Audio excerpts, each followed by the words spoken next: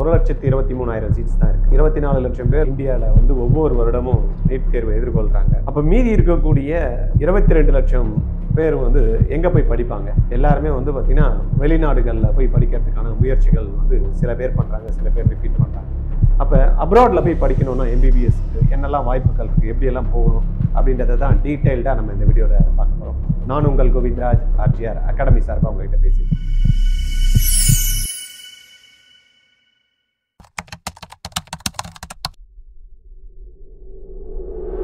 அப்ராடில் போய் படிக்கணும் அப்படின்னா நீட் அவசியமா அப்படின்றது ஒரு பெரிய கொஸ்டின் மார்க் எல்லாருக்குமே இருக்கும். கண்டிப்பாக நீட் தேர்வு எழுதி அதில் எலிஜிபிலிட்டி அப்படின்ற ஒரு மினிமம் பர்சன்டைல் இருக்கும். அந்த பர்சன்டைல் மார்க் ஸ்கோர் பண்ணுறவங்க தான் அப்ராடில் போய் படிக்கலாம். சார் அப்போ நீட் இல்லாமல் அப்ராடில் போய் படிக்க முடியும்னு சில பேர் சொல்கிறாங்களே அப்படின்னா, நீட்டு எலிஜிபிள் இல்லாமல் அப்ராடில் போய் நீங்கள் படிச்சிங்கன்னா அந்த படித்து முடிச்சுட்டு இங்கே வந்து நீங்கள் திருப்பியும் ப்ராக்டிஸ் பண்ணுறதுக்கு எலிஜிபிலிட்டி கிடையாது. அவ்வளோதான். நீங்கள் போய் எங்கே படிக்கிறீங்களோ அங்கேயே போய் நீங்கள் ப்ராக்டிஸ் பண்ணணும் அப்படின்ற மாதிரி இருந்தால் போய்க்கலாம். அந்த நாடு உங்களுக்கு பர்மிஷன் கொடுத்தா. அந்த மாதிரி நிறைய நாட்கள் கொடுக்கறது இல்லை. நீங்கள் திருப்பியும் இந்தியாவுக்கு வந்து ப்ராக்டிஸ் பண்ணணும் அப்படின்னு நினைக்கிறப்ப நம்மளுடைய நீட்டோட எலிஜிபிலிட்டி வந்து ரொம்பவே முக்கியமானதாக இருக்குது.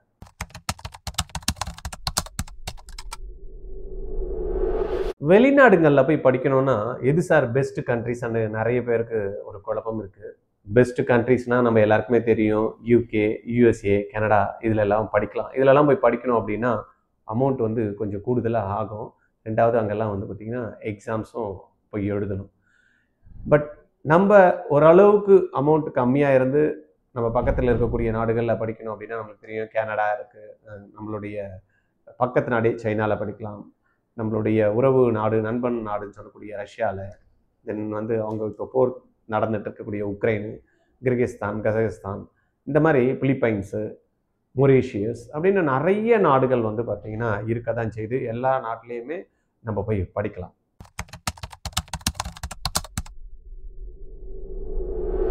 எவ்வளோ ஃபீஸ் ஸ்ட்ரக்சர் இருக்கும் சார்? ஏன்னா இன்றைக்கி வந்து பார்த்திங்கன்னா இந்தியாவில் இருந்து வெளிநாடுகள் போய் படிக்கணும் அப்படின்றவங்க இங்கே ஃபீஸ் கட்ட முடியாது. சில பேர் குவாலிஃபை ஆகிருப்பாங்க, மார்க் கூட ஓரளவுக்கு வச்சுருப்பாங்க. இப்போ நம்மளுடைய டீம்டு யூனிவர்சிட்டியில் போய் படிக்கணும் அப்படின்றப்ப கிட்டத்தட்ட வருஷத்துக்கு 30 லட்சம் ரூபாய் வரைக்கும் ஆகுது. அப்போ 1.25 கோடி வரைக்கும் ஆகுது.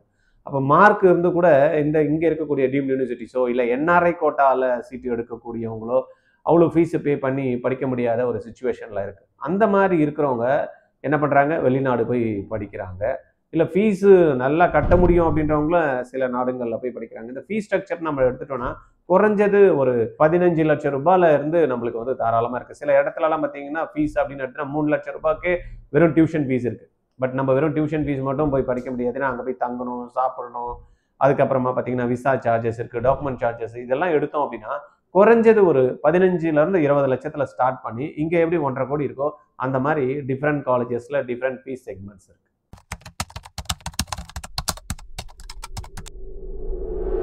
நீட் எக்ஸாம் எழுதாமல் அப்ராடில் போய் படிக்கலாமா அப்படின்னா படிக்கலாம். ஆனால் இங்கே வந்து ப்ராக்டிஸ் பண்ணணும் அப்படின்றப்ப அது வந்து செல்லாது.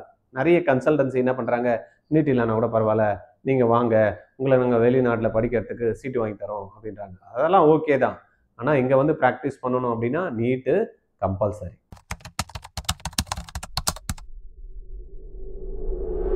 அப்ராடில் போய் எம்பிபிஎஸ் படிக்கணும் அப்படின்னா என்ன எலிஜிபிலிட்டி அப்படின்றத பார்க்கலாமா? ஒன்று, நம்ம ஏற்கனவே பார்த்த மாதிரி நீட்டோட ஸ்கோர் வந்து மேண்டேட்ரி.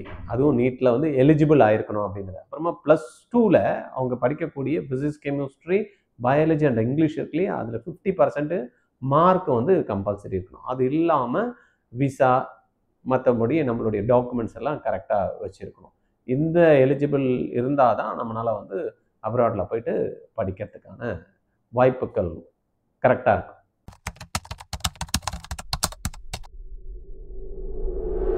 அப்போ நம்ம அப்ராடில் போய் படிச்சுட்டு வந்தோம்னா அந்த வேலிடாக இருக்குமா இருக்காதா அப்படின்றத செக் பண்ணுறதுக்கு என்எம்சி வந்து சில நார்ம்ஸ் வச்சுருக்காங்க. அதில் நம்ம பார்த்தோன்னா 54 மாதங்கள் வந்து படிச்சிருக்கணும் அப்படின்னாங்க. அப்போ 4.5 வருடம் வந்து கம்பல்சரி படிப்பு இருக்கணும். ரெண்டாவது என்ன சொல்கிறாங்கன்னா குறைஞ்சது 12 மாதங்கள் இன்டர்ன்ஷிப் பண்ணியிருக்கணும் அப்படின்றாங்க. அந்த கண்ட்ரியில் எந்த மெடிக்கல் காலேஜில் படிக்கிறாங்களோ அந்த மெடிக்கல் காலேஜில் அவங்க என்ன பண்ணணுமா, அந்த ஹாஸ்பிட்டலில் வந்து 12 மாதம் இன்டர்ன்ஷிப் பண்ணியிருக்கணும். மூணாவது படிக்கக்கூடிய படிப்பு வந்து என்ன லாங்குவேஜில் இருக்கணும் அப்படின்னா இங்கிலீஷில் இருக்கணும் அப்படின்றாங்க. இந்தியாவில் நீங்கள் வந்து நீங்கள் படிக்கக்கூடிய வெளிநாட்டில் படிச்சுட்டு வரீங்க, அப்போ எம்பிபிஎஸ் டிகிரி வந்து படிச்சுட்டு இங்கே வந்து ப்ராக்டிஸ் பண்ணணும்னு நினச்சா அப்போ வேலிடாக இருக்கணும் அப்படின்னா நம்ம பார்த்த 54 மாதங்கள் படிக்கணும், 12 மாதம் வந்து பார்த்தீங்கன்னா இன்டர்ன்ஷிப் பண்ணணும், இங்கிலீஷில் படிச்சிருக்கணும், ஒரு 19 சப்ஜெக்ட் வந்து சொல்கிறாங்க. அந்த 19 சப்ஜெக்டும் நீங்கள் படிக்கக்கூடிய சப்ஜெக்டில் இருக்கணும் அப்படின்னா கம்யூனிட்டி மெடிசன், ஃபாரன்சிக் சயின்ஸ் அந்த மாதிரி ஒரு 19 வந்து கொடுத்துருக்காங்க சப்ஜெக்ட். அந்த 19 சப்ஜெக்டை நம்ம படிச்சிருக்கணும் அப்படின்றாங்க. அதுக்கப்புறமா படித்து முடிச்சுட்டு அங்கே இருக்கக்கூடிய லைசன்ஸ் எக்ஸாம்ஸை கிளியர் பண்ணிட்டு வரணும் அப்படின்றாங்க. இந்த 5 விஷயமும் யார் கிளியர் பண்ணிட்டு வந்து இங்கே அகைன் இந்தியாவில் கண்டக்ட் பண்ணக்கூடிய இப்போ ஃபாரின் மெடிக்கல் கிராஜுவேட் எக்ஸாம்னு இருக்குது. இப்போ அது வந்து நெக்ஸ்ட்னு மாறப்போகுது. இந்த எக்ஸாமில் நீங்கள் எழுதி கிளியர் பண்ணாதான் நீங்கள் படிச்சுட்டு இங்கே வந்தீங்க அப்படின்னா அந்த டிகிரி செல்லும், இங்கேயும் நீங்கள் ப்ராக்டிஸ் பண்ண முடியும்.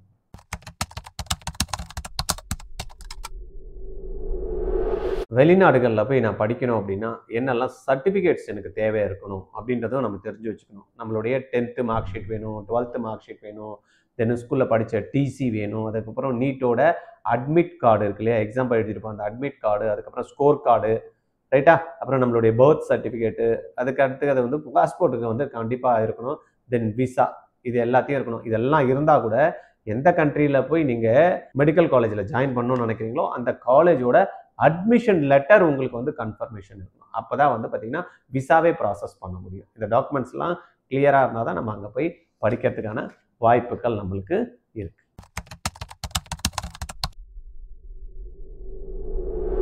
சார் நான் வந்து மெடிக்கல் தான் எம்பிபிஎஸ் தான் படிக்கணும்னு நினச்சிட்டேன், இந்தியாவில் படிக்கலாமா அப்ராடு படிக்கலாமா, இந்த குழப்பம் நிறைய பேருக்கு இருக்கும். இந்த குழப்பம் யாருக்கு இருக்கும் அப்படின்னா மார்க் இருந்ததுன்னா அவங்களுக்கு அந்த குழப்பமே இருக்காது, இங்கே தான் படிப்பேன் இந்தியாவில் தான் அப்படின்னு. ஏன்னா பெஸ்ட்டு மார்க் இங்கே வந்து பார்த்தீங்கன்னா நம்மளுக்கு இருக்கக்கூடியது 1,23,000 சீட்ஸ் தான். அந்த 1,23,000க்குள்ளே கிடச்சதுன்னா நம்ம இங்கேயே படிச்சிடலாம். நம்மளுடைய ஆப்ஷன் பெஸ்ட் ஆப்ஷன். அதுலேயும் 1,23,000ல் 60,000 சீட்ஸ் தான் வந்து கவர்மெண்ட் சீட். அந்த 60,000 சீட்ஸில் கிடச்சா தான் நம்மளுடைய ஃபீஸ் ஸ்ட்ரக்சர் நம்மளுக்கு ரொம்ப கம்மி அப்படின்றத நம்ம வந்து ஏற்கனவே நம்ம வீடியோ ஒன்று போட்டிருக்கோம். அதை வந்து ஐ பட்டனில் கொடுக்குறோம், இல்லைன்னா எண்டு கார்டில் கொடுக்குறோம் பாருங்கள். இந்தியாவில் எத்தனை காலேஜஸ் இருக்குது, எம்பிபிஎஸ் படிக்கிறதுக்கு எவ்வளோ ஃபீஸ் ஸ்ட்ரக்சர் அப்படின்னு கொடுத்துருக்கோம், அதை பார்த்துக்குங்க, ரைட்டா. அப்போ இங்கே படிக்கணும் அப்படின்றப்போ வாய்ப்பு இல்லாதவங்க தான் அப்ராட் போகிறாங்க. அப்போ அப்ராட் போகிறப்ப ஃபீஸை நீங்கள் பார்க்கணும். ரெண்டாவது அங்கே போகிறப்ப அந்த சீதோஷன் நிலை எப்படி இருக்கும், அட்ஜஸ்ட்மெண்ட் பண்ண முடியுமான்னு பார்க்கணும்.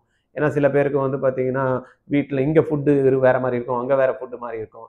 இது ஏதோ ஒரு ஆசையில் நம்ம போய் படிக்கணும்னு விருப்பப்பட்டுட்டு அப்புறம் அங்கே போய் இருக்க முடியாமல் போயிடுச்சுன்னா இதெல்லாத்தையும் பார்த்துங்க. ரெண்டாவது நீங்கள் டிசைட் பண்ணிட்டீங்கன்னா அது எவ்வளோ தான் கஷ்டம் இருந்தாலும் நீங்கள் பண்ணிட்டு வந்துடுவீங்க. யாரோ அப்பா சொன்னாங்க, அம்மா சொன்னாங்க, தாத்தா சொன்னார், பாட்டி சொன்னார், அங்கே போய் படிச்சுட்டா வந்துட்டா டிகிரி வாங்கிடலாம், நம்மகிட்ட பணம் கம்மியாக இருக்கா, இது எல்லாத்தையும் அப்படி ஏற கட்டிட்டு உங்களுக்கு விருப்பம் இருக்கான்னு பாருங்கள். உங்களுக்கு விருப்பம் இருந்து நான் டாக்டர் தான் ஆகணும் ஆனால் என்னால் நீட்டில் இவ்வளோ ஸ்கோர் பண்ண முடியாது அப்படின்ற மாதிரி இருந்தீங்கன்னா டேக் டிசிஷன் இமிடியட்லி.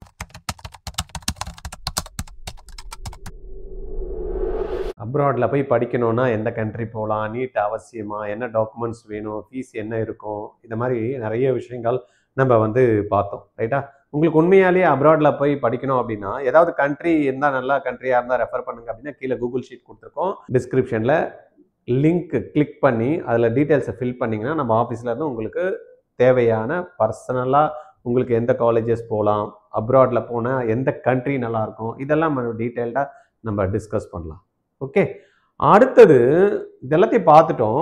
நான் போய் அப்ராடில் படிச்சுட்டேன், படித்து முடிச்சுட்டு இந்தியாவுக்கு வரப்போ வரவங்க எல்லாருமே நீங்கள் சொன்ன அந்த எஃப்எம்ஜி எக்ஸாம்ஸை கிளியர் பண்ணுறாங்களா, அவங்க எல்லாருமே இங்கே ப்ராக்டிஸ் பண்ணி நல்லா அடுத்த லெவலுக்கு எம்டி கோர்சஸ் வந்து பண்ணி ஜெயிச்சிருக்காங்களா அப்படின்றத உங்களுக்கு குழப்பமாக இருக்கும். இல்லை இந்தியன் ஸ்டூடெண்ட்டோட அவங்க கம்பீட் பண்ணுறது நல்லா பண்ணுறாங்களா அப்படின்றதெல்லாம் தெரிஞ்சுக்கணும்ல. வெயிட் பண்ணுங்கள், அடுத்த வீடியோவில் பேசலாம்.